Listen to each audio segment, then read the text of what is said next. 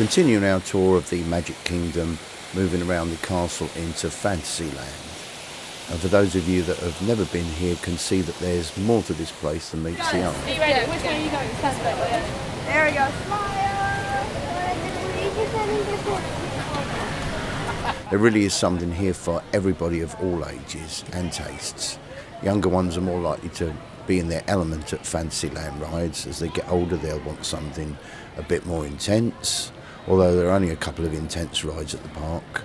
As you get older, you'll also start to appreciate some of the clever scenery surrounding you. At every corner, you happen to turn with no exceptions.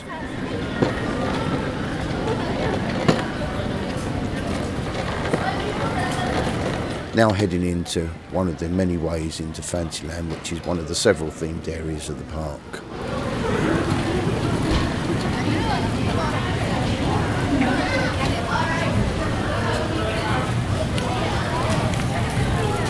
This is the area of the Flying Dumbos, or It's a Small World boat ride.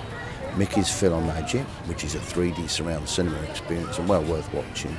Also the Seven Dwarfs Mine Train, which was just a little more intense than I had initially expected. Then there's the Little Mermaid ride, Peter Pan, Winnie the Pooh. Those last few are dark rides, by the way.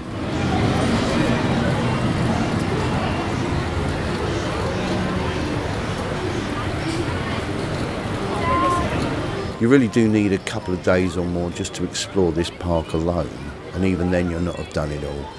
There's so many shops and restaurants as well as other things, you can't possibly have the time to do everything, which I think is really good as you are sport for choice.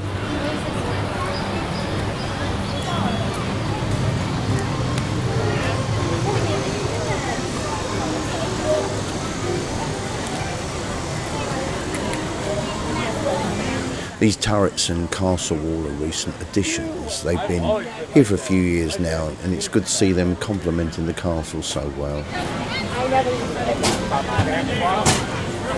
Also, Fantasyland had gone through a vast multi-million or even billion-pound expansion at the same time as the wall was put up.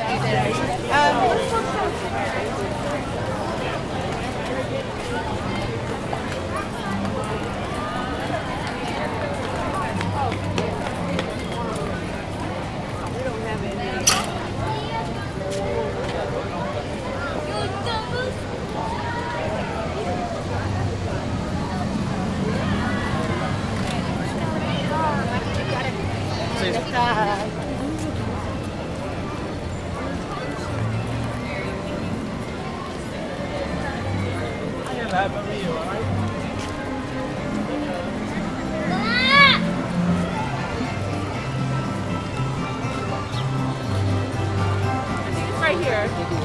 Right here.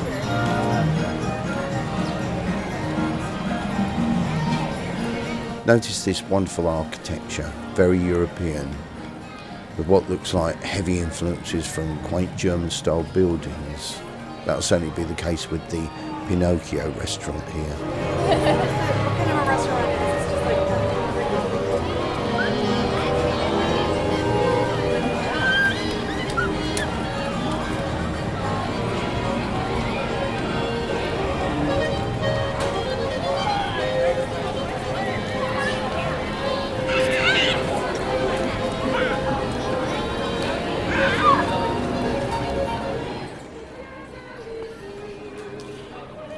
this? This is the facade of It's a Small World in the Magic Kingdom. It's quite different than the one inside Disneyland itself. And over your left side is the Peter Pan's flight. That usually has some of the biggest queues there.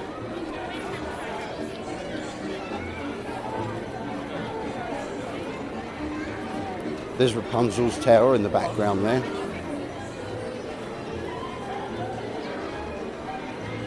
And this is all part of Fantasyland.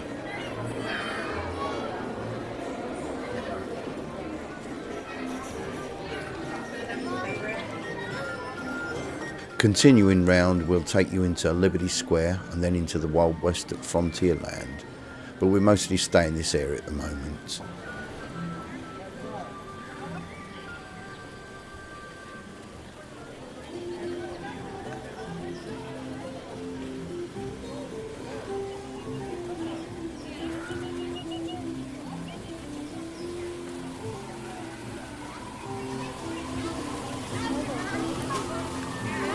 Just over here is the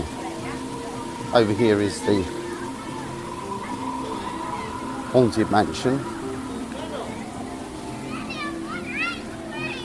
You can now start to hear the eerie sounds as you approach the gates of the Haunted Mansion.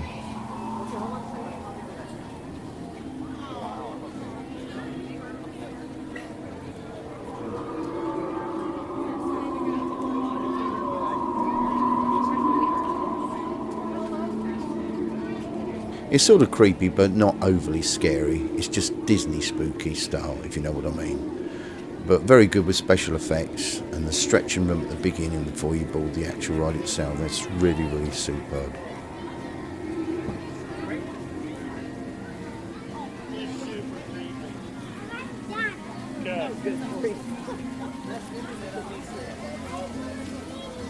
Looking over to the other side and some of the little areas that can often be missed when you're walking around this huge place, like for instance this little bridge with a stream passing underneath, things like this everywhere.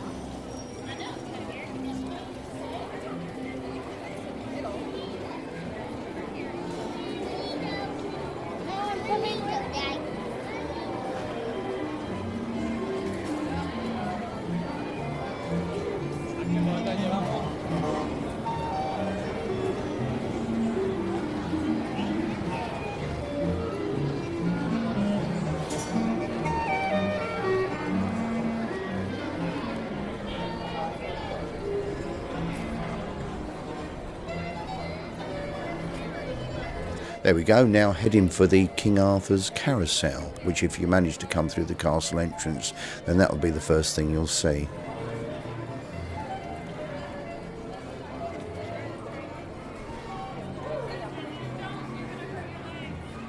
Well, this is just part of Fantasyland. Stick around and catch my next upload, which will be part 3, and we'll be heading then into the Wild West. Thanks very much for watching, and I hope you enjoyed it so far. Don't forget to subscribe, and I'll see you all very soon on YouTube.